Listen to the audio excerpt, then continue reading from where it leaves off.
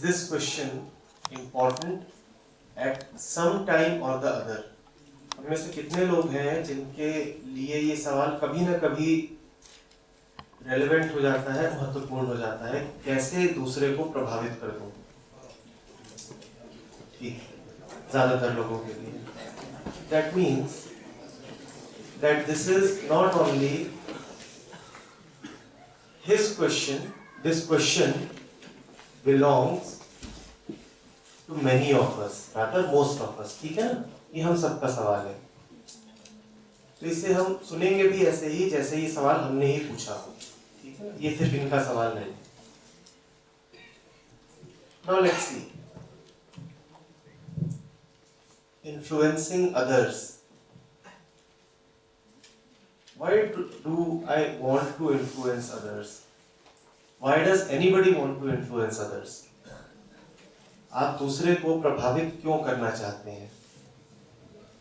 क्या वजह होती है जिसकी वजह से हम दूसरे को प्रभावित करना चाहते हैं? Yes, a few reasons please. एक एक करके हाथ उठाएं. Yes. Nobody will whisper. आपको बोलना, आप हाथ उठाएंगे. You are welcome to speak, but not while sitting. Yes. Image. To project a favorable image. Good. Right. And yes. To get respect. We already have two very popular reasons with us. One, to project a favorable image, and second, to get respect, to earn respect. और भी कुछ है एक आध reason, उन्हें ले लें फिर आगे बढ़ें. Yes. Anything else? All right, let's proceed with these two. Now, why do I want to have a favorable image in the eye of the other? मैं ये क्यों चाहता हूँ कि किसी और के मन में मेरी एक अनुकूल छवि बने, एक अच्छी छवि बने? Why am I often so bothered about it? Do not just take this as something natural. इस बात से ये कहकर के बल्ला मत झाड़ लीजिए कि ये तो होता ही है, ये तो बड़ी कॉमन सी बात है, बड़ी नेचुरल सी बात है. If it is happening so frequently with us, with all of us, we need to investigate it. क्योंकि फिर इन्हीं बातों से जिंदगी ऊपर नीचे हो जाती है. These are the things that make our daily lives. Why is it that I am so eager, so anxious to project an image in the eye of others? Let's take this. If I am very eager that in front of a person I must have a particular kind of image, तो मैं उसके सामने किस तरह का व्यवहार करूंगा? Positive करूंगा या वैसा करूंगा जैसा वो चाहता है? Now, will I be able to honestly express myself?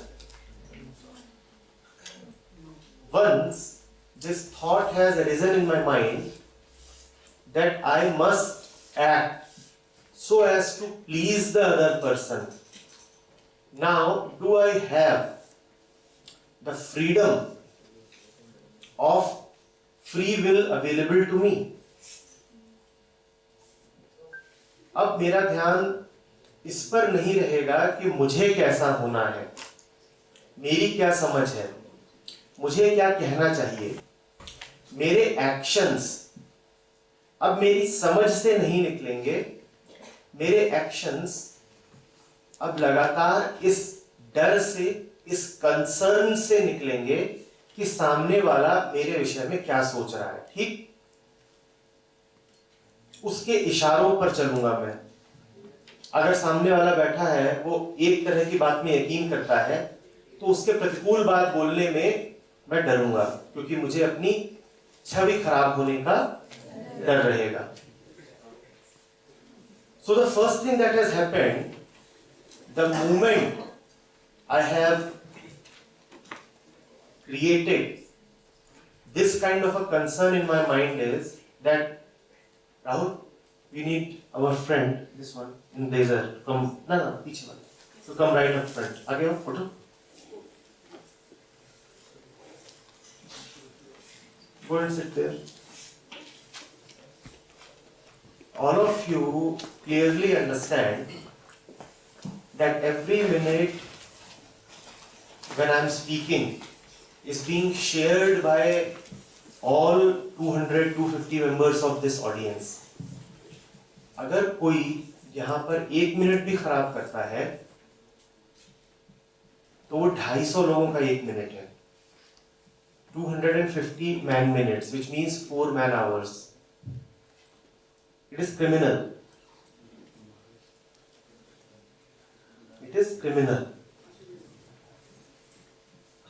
तो अपने एक्साइटमेंट पे काबू पाइए, क्योंकि आप यहाँ पर जब बैठे हैं तो दूसरों के प्रति भी उत्तरदायी हैं. Whatever you are doing is affecting everybody who is sitting here. I can see there are a lot of faces who are deeply in attention right now. And 1 or 2 mischief makers spoil it for everybody. We cannot have any tolerance for them. अभी सिर्फ इतना कर रहे हैं कि उनको बुला के आगे बैठा रहे हैं. If it happens again, our response will be more harsh. So do not let it happen. This is a very, very nice, peaceful discussion. Let it remain that way. No whisperings, no sounds of any nature. Alright. We were saying that the moment I am taken over by a concern to have a favorable image in the eye of the other, that exact moment I lose my freedom. Now have all of us clearly seen this? जैसे ही मेरे मन में ये इच्छा उठती है कि मैं सामने वाले की आंखों में अपनी एक खास तरह की छवि, मूर्ति स्थापित करूं, ठीक उसी समय मैं अपनी स्वतंत्रता खो देता हूं, क्योंकि अब मैं वो नहीं हो सकता जो मैं हूं. अब मुझे वो होना ही पड़ेगा जो सामने वाला चाहता है कि मैं हूं, या कि जैसा सामने वाले के मन में मेरी छवि है. वो छवि किसी भी कारण से बनी हो, बनी अतीत में ही है, बनी पहले ही है ना? ठीक. अब उस छवि को कायम रखने के लिए, वो छवि झूठी है, याद रखिएगा, क्योंकि सत्य मेरा बस वो है जो मैं अभी हूं. वो छवि आ रही है अतीत से, कहीं और से, और हर छवि आधी अधूरी होती है. मैं पूरा क्या हूं ये सिर्फ मैं जान सकता हूं. ठीक है ना? सामने वाला मेरे बस एक अंश से परिचित होता है. ये बात ठीक है? सामने वाला मुझे बस पार्शियली जानता है. मैं पूरा क्या हूं ये सिर्फ मैं जान सकता हूं, क्योंकि सिर्फ मैं अपने साथ सदा रहा हूं. कोई और मेरे साथ सदा नहीं रहा है. सिर्फ मैं हूं जो सोते जागते अपने साथ हूं. तो मैं क्या हूं ये सिर्फ और सिर्फ मैं जान सकता हूं. सामने वाले की मेरे मन में जो भी छवि होगी वो आंशिक होगी, डिस्टॉर्टेड होगी, खंडित होगी, आधी अधूरी होगी. और इतना ही नहीं होगा, वो पुरानी होगी, क्योंकि मैं जो हूं मैं अभी हूं, और उसके मन में मेरी जो छवि है वो अतीत से आ रही है. अब एक आधी अधूरी, खंडित और पुरानी छवि को कायम रखने के लिए मैं क्या सौदा करता हूं? मैं कहता हूं कि मैं अपनी ऑथेंटिसिटी, अपनी सच्चाई को छुपा लूंगा और तुम्हारे सामने मैं एक नकली शक्ल लेके खड़ा हो जाऊंगा. ठीक? हम सब ये करते हैं ना? और अक्सर हम कहते हैं कि हम ये इसलिए कर रहे हैं ताकि सामने वाले को बुरा ना लगे. हम जिन भी कारणों से ये करते हो, उन सब कारणों के मूल में 2 ही तत्व हैं, या तो डर या लालच. या तो हमें ये डर होता है कि सामने वाले के मन में छवि बिगड़ी तो मेरा कोई नुकसान, या हमें ये लालच होता है कि इसको इम्प्रेस करके रखेंगे तो आगे हमें कोई फायदा हो जाएगा। इन दोनों की वजह से मैं अपनी स्वतंत्रता खोने को पूरी तरह से तैयार रहता हूं। मन मेरा मुझे यही बोलता है कि तुम बड़े होशियार हो, तुम बड़े चालाक हो, तुमने एक झूठा नकाब पहन के सामने वाले को बेवकूफ बना दिया। मन हमें यही बताता है कि हमने बहुत होशियारी दिखाई। लेकिन असलियत यह होती है कि उस क्षण में जब हम किसी को इंप्रेस करने की कोशिश कर रहे होते हैं, हम उसके गुलाम बन चुके होते हैं। क्योंकि अब हम वो नहीं है जो हम हैं, अब हम वो हैं जो वो चाहता है कि हम रहें। गुलामी और किसका नाम है? इसी को तो गुलामी कहते हैं ना। आप में से कितने लोग उत्सुक हैं कि एक गुलामी का जीवन बिताएं? आशीष, तुम उत्सुक हो? तो ये ख्याल कि मैं किसी को इंप्रेस करूं, ये बात कि मेरा जीवन ऐसा रहे कि जिसमें सबके मन में मेरी एक अच्छी छवि रहे, ये ख्याल अपने मन से बिल्कुल बिल्कुल निकाल दो। पर ये तुम तब तक नहीं निकाल पाओगे जब तक तुम ये देख न लो कि दूसरों को प्रभावित करने की चेष्टा में तुमने क्या क्या खो दिया है। जैसे ही तुम्हें दिखाई पड़ेगा कि मैं सोच रहा हूं कि मैं उसको प्रभावित कर रहा हूं, जबकि सच ये है कि मैं उससे प्रभावित हो गया हूं। तुम ध्यान से देखो ना, मैं सोच रहा हूं कि मैं तुम्हें प्रभावित करने के लिए तुम्हें एक नकली चेहरा दिखा रहा हूं, लेकिन असलियत देखो क्या है, तुम उससे प्रभावित हो गए हो और अपनी सच्चाई छुपा रहे हो। यही हुआ है ना। इसी बात को जब आप इंटेलिजेंटली, विवेकपूर्ण तरीके से देख लेते हैं ध्यान से कि यार ये तो कोई बात नहीं हुई, एक नकली जिंदगी जीने से क्या फायदा, एक ही जीवन मिला है, उसको गुलामी में गुजारने से क्या फायदा। जब ये बात आपको साफ साफ दिखाई दे जाती है कि ये सौदा, इंप्रेस करने का ये सौदा तो बहुत महंगा पड़ रहा है, जब ये आपको दिखाई दे जाएगा तब आपके मन में कोई इच्छा नहीं रहेगी किसी को इंप्रेस करने की। इसके अलावा एक बात और भी है, देखो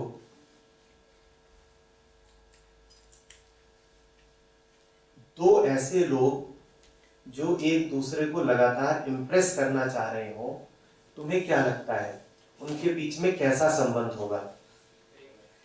एक झूठा संबंध? उनके बीच में क्या एक असली मित्रता, एक असली संबंध, प्रेम हो सकता है? नहीं हो सकता ना, नहीं हो सकता ना। तो अगर आपने ऐसे ही संबंध बना रखे हैं जहां पर आपको मुखौटे पहन के रहना पड़ता है, जहां पर आपको छवियों के देश में रहना पड़ता है, असलियत नहीं, मेरा असली चेहरा मत देखो, मेरी एक छवि देखो, अगर आपने ऐसे संबंध बना रखे हैं तो इसका मतलब है कि जीवन बहुत रूखा सूखा गुजर रहा है। क्योंकि जिनके संबंध असली होते हैं,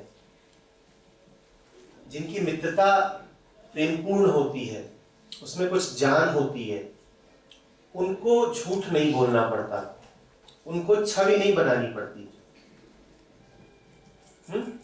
तो किसी के सामने अपनी एक छवि बनाना तो वैसे भी उसके साथ एक अन्याय ही है।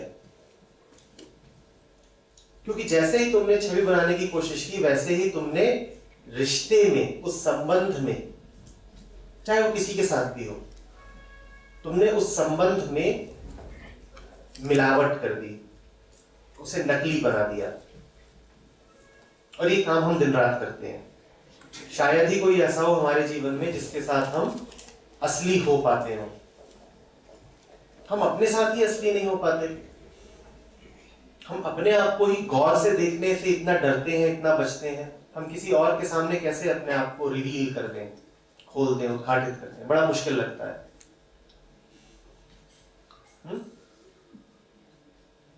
याद रखना, इंप्रेस करने का मतलब है डरा हुआ होना। अगर मैं डरा नहीं हूं तो मैं इंप्रेस करने की कोशिश नहीं करूंगा।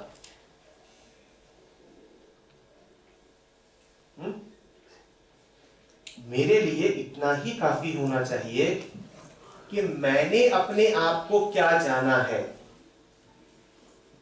मेरी छवि मेरी अपनी आंख में होनी चाहिए। अपने आप को देखने के लिए मेरी आंखें पर्याप्त होनी चाहिए। मुझे ये आवश्यकता ही नहीं है कि मैं अपने आप को तुम्हारी नजरों से देखूं। अगर मुझे ये करना पड़ रहा है तो इसका मतलब मैं अंधा हूं, और अंधेपन के जीवन में कुछ खास रखा नहीं है। जीवन में आप कुछ नहीं कर पाएंगे अगर आप यही सोचते रह गए कि मैं रिस्पेक्टेबिलिटी कैसे अर्न करूं, मैं दूसरों की आंखों में साफ सुथरा कैसे बना रहा हूं। कुछ हो नहीं पाएगा। आप इतिहास पर ही चले जाइए, तो जिन भी लोगों ने जीवन को जाना है, जो मानवता के सितारे हैं बिल्कुल, उन्होंने कभी अपनी छवि की परवाह नहीं की। वो इंप्रेस करने के लिए नहीं जिए। इसीलिए उन्हें अक्सर प्रताड़नाएं भी बहुत मिली, गालियां भी बहुत मिली। चाहे साइंस का क्षेत्र हो, चाहे धर्म का, चाहे एक्सप्लोरेशन का, साहित्य का, कोई भी क्षेत्र आप उठा लीजिए, जिन भी लोगों ने वास्तव में कुछ पाया है, वो कभी इस कंसर्न को लेके नहीं चल रहे थे, इस विचार को लेके नहीं चल रहे थे कि सब मुझसे राजी खुशी रहे। बहुत दुश्मन बने उनके। जीसस को सूली पे ही चढ़ा दिया गया। गैलीलियो ने कह दिया जब उसने जाना कि पृथ्वी चपटी नहीं है, गोल है, तो उसको भी प्रताड़ित किया गया। और इतिहास भरा हुआ है ऐसे सैकड़ों उदाहरणों से।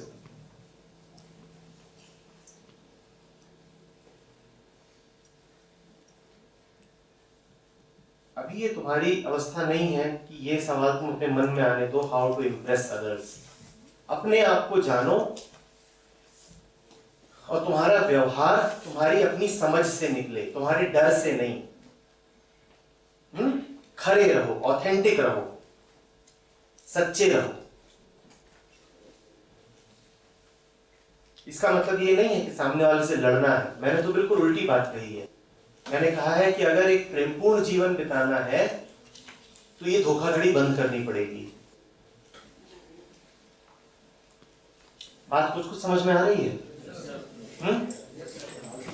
ये जो इंप्रेशन क्रिएट करने की नीड है, ये हमारे मन में बहुत बचपन से डाल दी जाती है।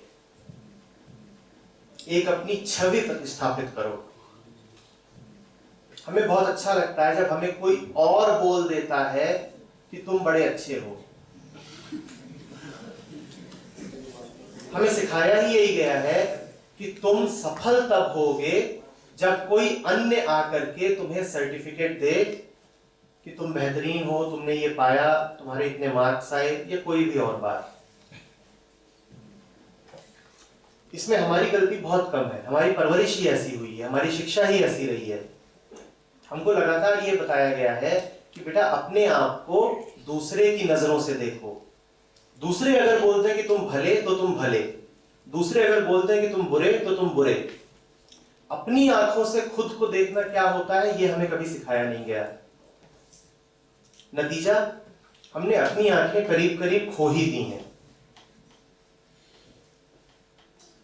आपके शरीर में जितनी इंद्रियां हैं, जितनी फैकल्टीज हैं, अगर आप किसी का भी बहुत दिन तक इस्तेमाल ना करो तो उसे लगवा मार जाता है। आप 3 साल तक ये उंगलियां मत चलाइए, हाथ सीधा करे रखिए। 3 साल बाद आप कोशिश करेंगे भी चलाने की तो पाएंगे कि अब नहीं, खत्म हो गई, करीब करीब, बड़ी मुश्किल होगी। इसी तरीके से जो ये आपकी फैकल्टी है, जो ये आपकी शक्ति है कि आप अपने आप को अपनी आंखों से देख सकें, अपनी इंटेलिजेंस से देख सकें, क्योंकि आपने इसका इस्तेमाल ही नहीं किया बचपन से, तो अब ये करीब करीब खत्म होने की कगार पे है।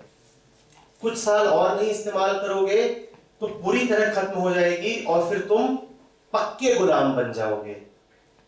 फिर तुम्हारे पास अपनी आंखें शेष ही नहीं रहेंगी। फिर तुम पूरे तरीके से सामाजिक जंतु ही बन जाओगे। समाज तुमसे कहेगा कि कि तुम बड़े सम्माननीय हो तो तुम मान लोगे कि मैं बहुत अच्छा हूं। समाज तुमसे कह देगा कि नहीं नहीं, आपकी ये बात ठीक नहीं है, तो तुम मान लोगे ठीक नहीं है। तुम पूरे तरीके से बंधक बन जाओगे। अभी समय है, अभी सब फर्स्ट ईयर में हो, 18 साल 19 साल तुम्हारी उम्र होगी, अभी समय है, अभी चेत सकते हो। इंप्रेशन की इस दौड़ से बाहर निकलो। ये जो इंप्रेशन वाली बात है, छवि वाली बात है, ये इतनी गहरी घुस चुकी है हमारे भीतर कि अब हम में हमारा कुछ शेष ही नहीं रहा है। हम पूरे तरीके से बाहरी प्रभावों से आक्रांत हो चुके हैं। उदाहरण देता हूं, तुम यहां पर बैठ करके जैसा व्यवहार अभी कर रहे हो वो अकेले में नहीं करोगे, अपने कमरे में जब अकेले होगे तो नहीं करोगे। अभी जो तुम जो कुछ भी कर रहे हो वो तुम्हारा नहीं है, वो प्रभावित है बाकी लोगों की उपस्थिति से। क्योंकि यहां पर बाकी लोग हैं इसीलिए तुम्हारा होना प्रभावित हो रहा है, क्योंकि तुम अपने आप में कुछ नहीं हो। तुम ठीक वही हो जाते हो जैसा वातावरण तुम्हें कर देना चाहता है। तुम वातावरण के गुलाम हो। तुम्हें डांट दिया गया, तुम शांत हो जाते हो। तुम्हारे बगल में कोई बैठा है जिससे बहुत कानाफूसी करने की खुजली हो रही है, तो तुम भी चालू हो जाते हो।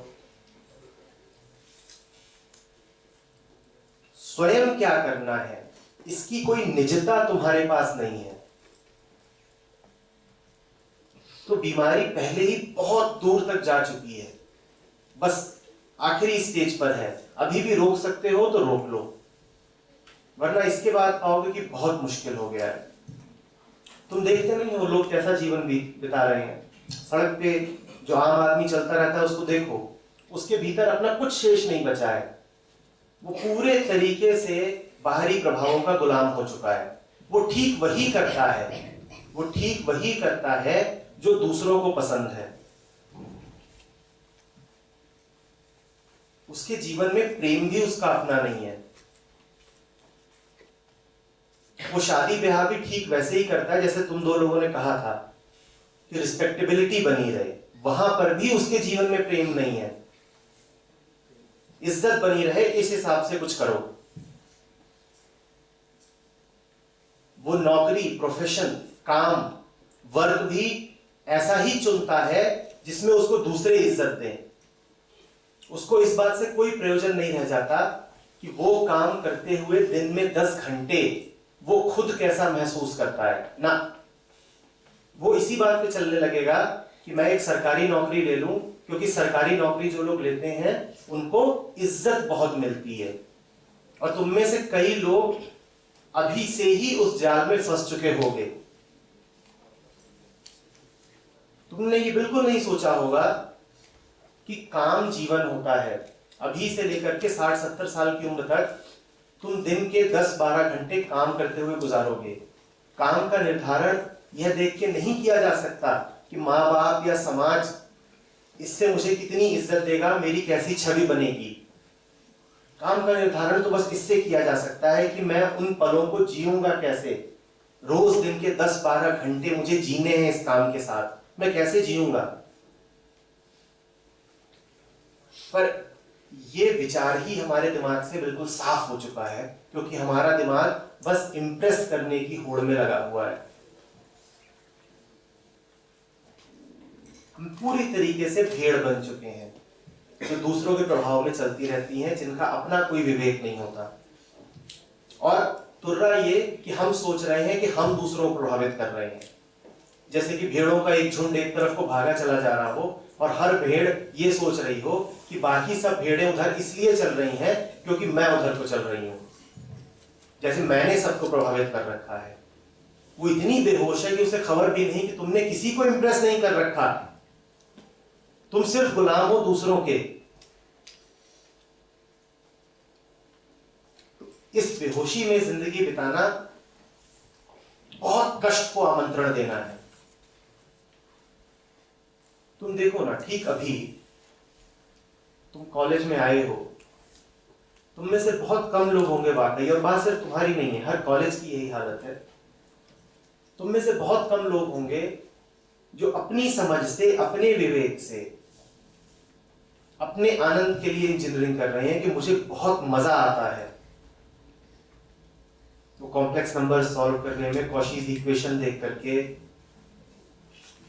इलेक्ट्रोमैग्नेटिक थ्योरी पढ़ के मुझे बहुत मजा आता है। उनमें से बहुत कम लोग होंगे, शायद ही ऐसा कोई हो जो इस आनंद के कारण यहाँ पर हो। तुम में से ज्यादातर लोग यहाँ पर इसलिए हो क्योंकि समाज में इंजीनियर की छवि अच्छी है और तुम दूसरों से प्रभावित हो गए। दूसरों ने कहा कि चले जाओ इंजीनियरिंग कर लेना, अच्छा है।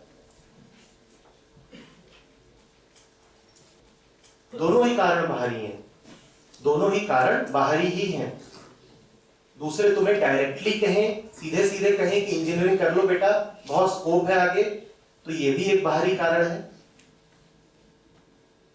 और तुम इंजीनियर इसलिए बनो क्योंकि इंजीनियर बन के तुमको इज्जत मिल जाएगी किसी की नजर में, तो ये भी एक बाहरी कारण है।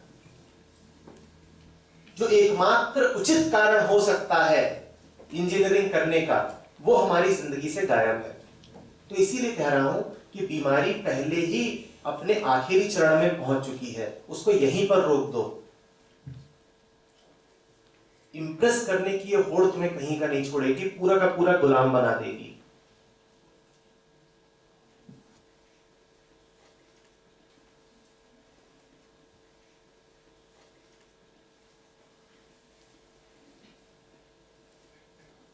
अपनी शर्तों पे जिंदगी नहीं जी पाओगे, और जिंदगी एक ही है।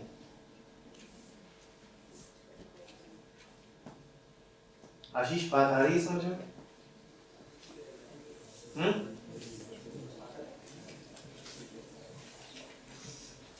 भाई, अगर कोई वास्तव में असली आदमी है तो उसको दिखाओ अपना असली चेहरा जैसे तुम हो, और ये विश्वास रखो कि अब जो होता हो।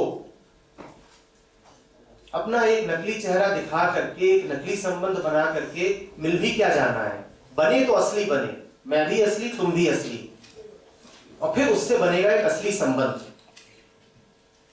जिन संबंधों की आधारशिला ही झूठ पे हो, वो किसी को क्या दे देंगे?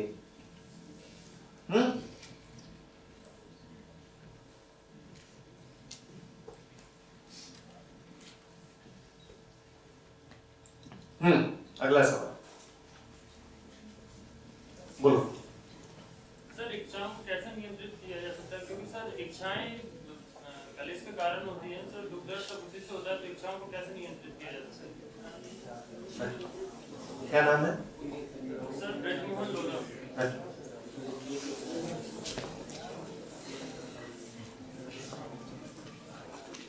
ब्रजमोहन पूछ रहे हैं कि इच्छाओं को कैसे नियंत्रित किया जा सकता है।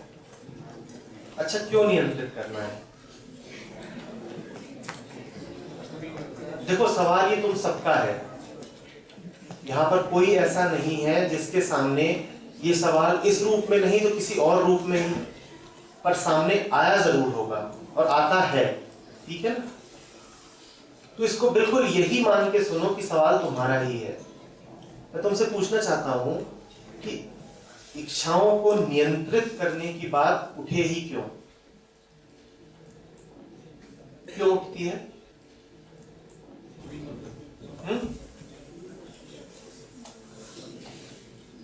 क्यों उठती है? निश्चित रूप से अगर तुम्हें इच्छाओं के माध्यम से बहुत आनंद आ रहा होता तो तुम्हारे मन में ये विचार ही नहीं आता कि इच्छाओं को रोकना चाहिए। कहीं ना कहीं तुम्हारा ये अनुभव जरूर है कि इच्छाएं तुम्हें कष्ट दे रही हैं, गर्त में ढकेल रही हैं, है ना ब्रजमोहन? तभी ये बात उठ रही है कि इनको किसी तरीके से रोका जाए, कंट्रोल किया जाए, इनका शमन किया जाए। ये जो शब्द है इच्छा, डिजायर, इसको समझना बहुत जरूरी है। ब्रजमोहन ने कहा अपनी इच्छाओं को कैसे रोकें। इसको बहुत ध्यान से देखना होगा। जब आप कहते हैं अपनी इच्छाएं, तो आप कहते हैं माई डिजायर, माई डिजायर। ये जो डिजायर है क्या इसमें कुछ भी माय है? मेरा क्या इसमें कुछ भी है? अगर इसमें मेरा कुछ हो तो फिर मेरा इस पे कंट्रोल भी हो सकता है। निश्चित रूप से मैं सिर्फ उसी चीज को बस में कर सकता हूं जो मेरी हो। जो मेरी हो ही ना, उसको कंट्रोल करने का कोई उपाय, कोई तरीका हो नहीं सकता। क्या डिजायर्स मेरी हैं? हम कहते जरूर हैं कि डिजायर मेरी हैं, पर क्या वो डिजायर्स हमारी होती हैं?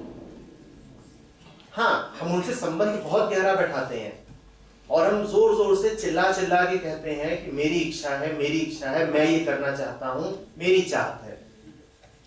और उसमें मेरा कितना है उसको जरा ध्यान से देखिए, क्योंकि जोर जो है ना ब्रिजमोहन, वो इच्छा में नहीं है। जो ताकत है, जो बल है, वो डिजायर में नहीं है। जो ताकत है वो माय डिजायर में है। डिजायर को ताकत मिलती है इस विचार से कि ये मेरी डिजायर है। क्या आप किसी दूसरे की डिजायर से भी उतने ही ज्यादा उद्वेलित हो जाते हैं?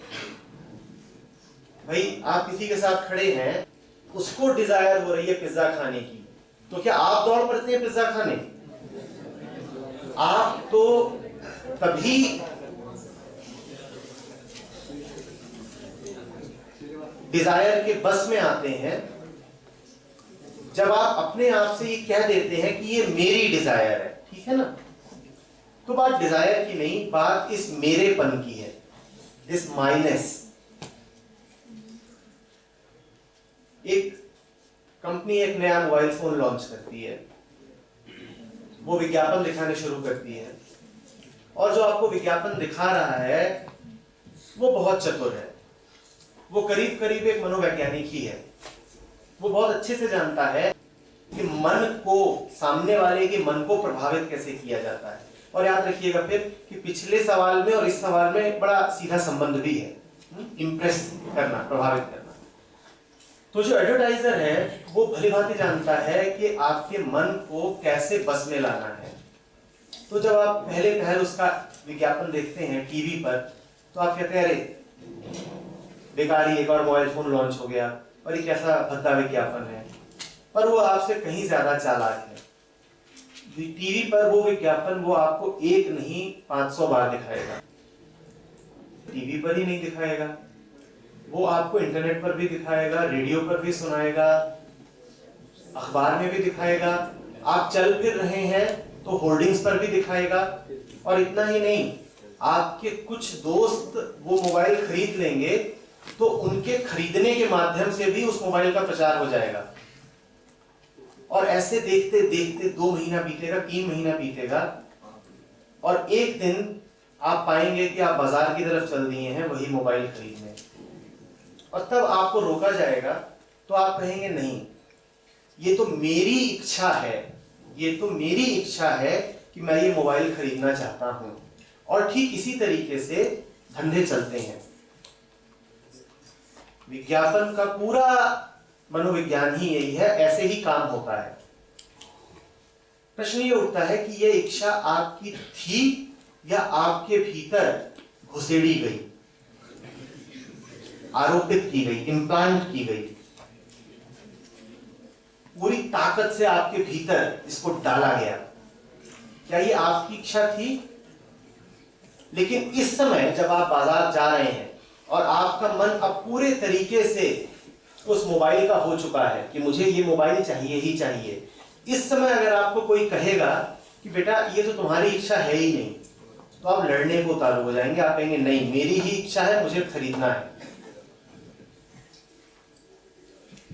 कोई भी इच्छा आपकी इच्छा नहीं होती। ये जो हमने उदाहरण लिया, इसमें कहानी बहुत स्पष्ट है और डायरेक्ट है, तो इसीलिए देखना आसान है।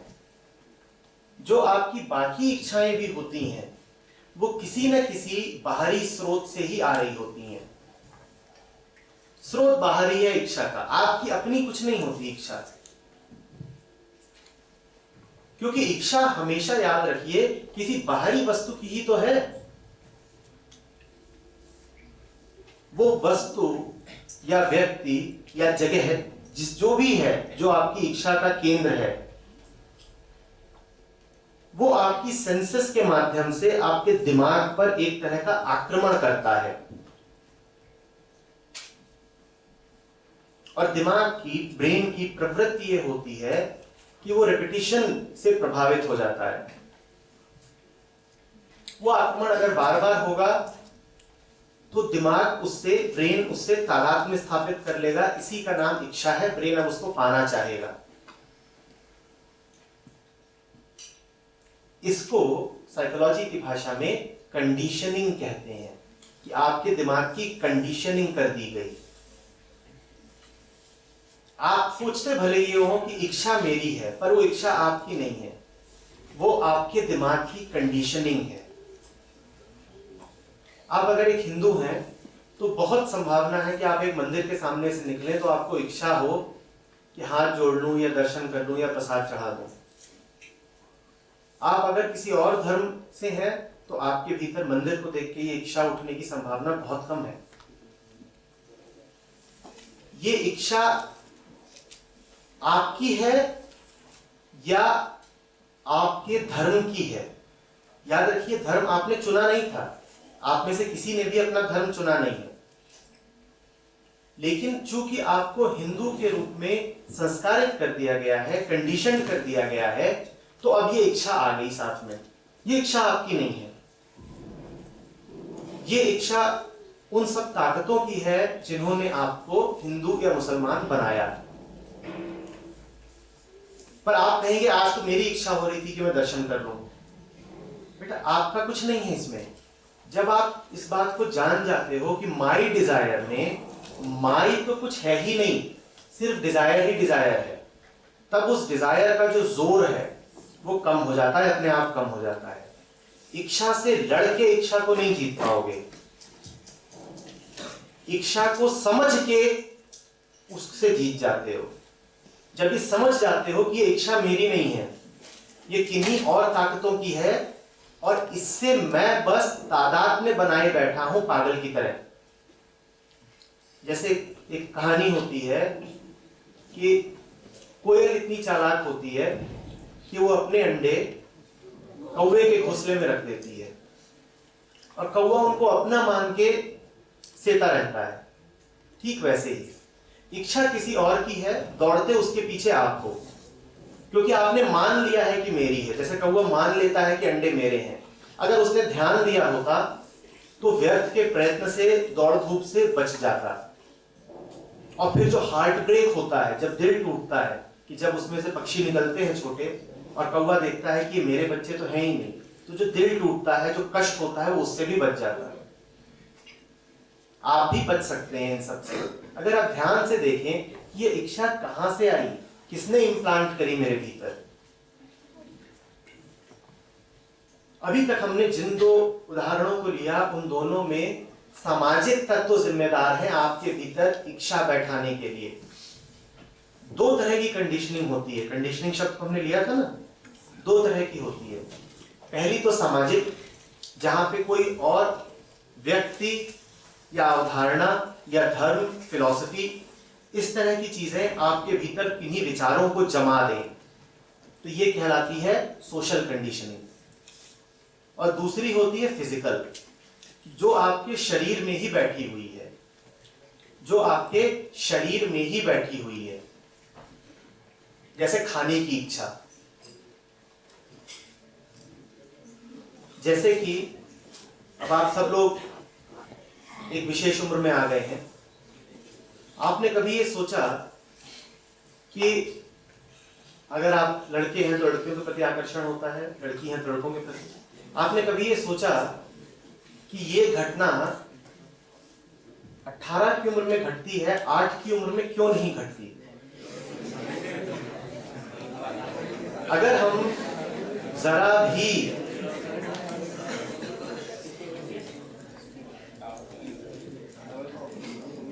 हम जरा भी विवेकपूर्ण हैं तो हम इस बात को तुरंत समझ जाएंगे कि मैं इस बात से तादाद में बना लेता हूं कि ये मेरी इच्छा है कि मैं इस व्यक्ति को देखूं या इसके पास जाऊं या बात करूं या संबंध बनाऊं, जो भी हम तादाद में बना लेते हैं कि ये मेरी इच्छा है।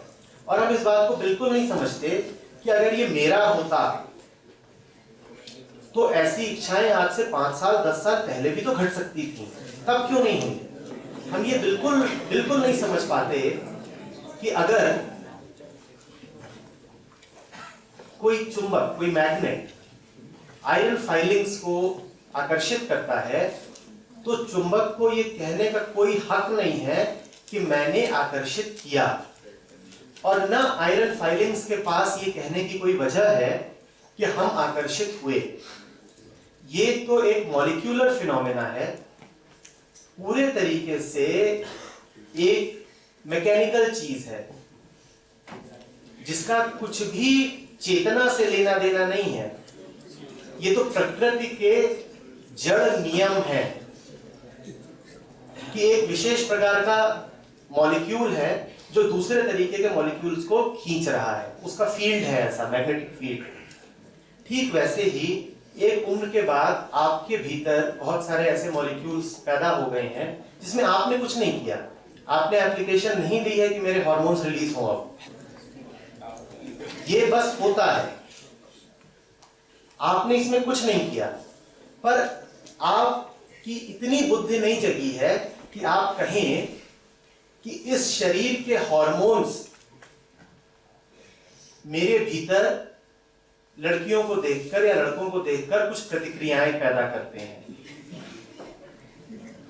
आप उसको माई डिजायर मान लोगे और आप कहोगे शी इज माई लव। और ये सुन के ही आपको कितना मजा आ रहा है।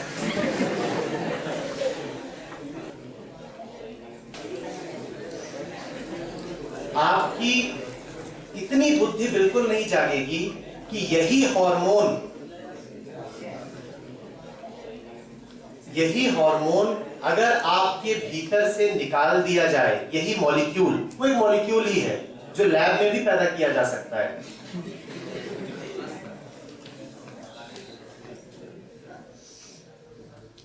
कि अगर यही मॉलिक्यूल मेरे भीतर से निकाल दिया जाए तो ये सब डिजायर खत्म हो जानी है तुरंत।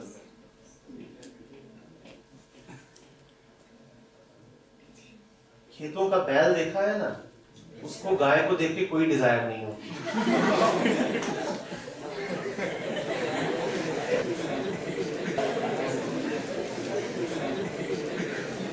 ठीक है, हम हंस लें पर बात को समझ भी लें।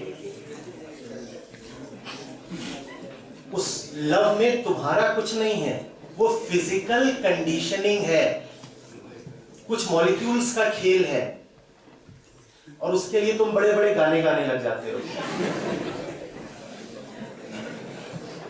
मरने मारने को उतारू हो जाते हो, जैसे सड़क का सांड।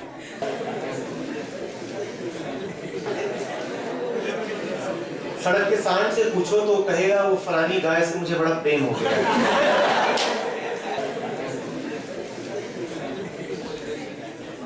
और जैसे तुम्हें हंसी आ रही है सांड को देख के, वैसे ही कोई भी विवेकपूर्ण आदमी होगा तो उसे हंसी आती है तुम्हारे प्रेम को देख के। ये कैसा प्रेम है कि जब खून में कुछ रसायन मिल गए तो पैदा हो जाता है, और वही रसायन हटा दिए जाए तो शिथिल पड़ जाएगा, और उन्हीं रसायनों की ओवरडोज कर दी जाए। अभी यहाँ बैठे हो तुम सबको मेल हार्मोन, जितने भी यहाँ बैठे हैं लड़के, उनको अभी मेल हार्मोन कह के इंजेक्शन लगा दिया जाए, तुम्हारा यहाँ बैठना मुश्किल हो जाएगा।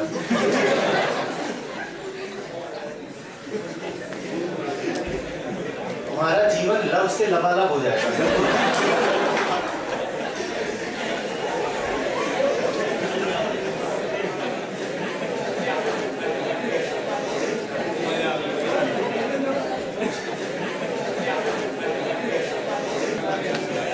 ज्यादातर लोग इस बात को सिर्फ हंसी में उड़ा देंगे, पर कुछ लोग हैं जिनको ये बात बिल्कुल भीतर तक चोट करेगी और उनके लिए ये एक समझ बन जाएगी।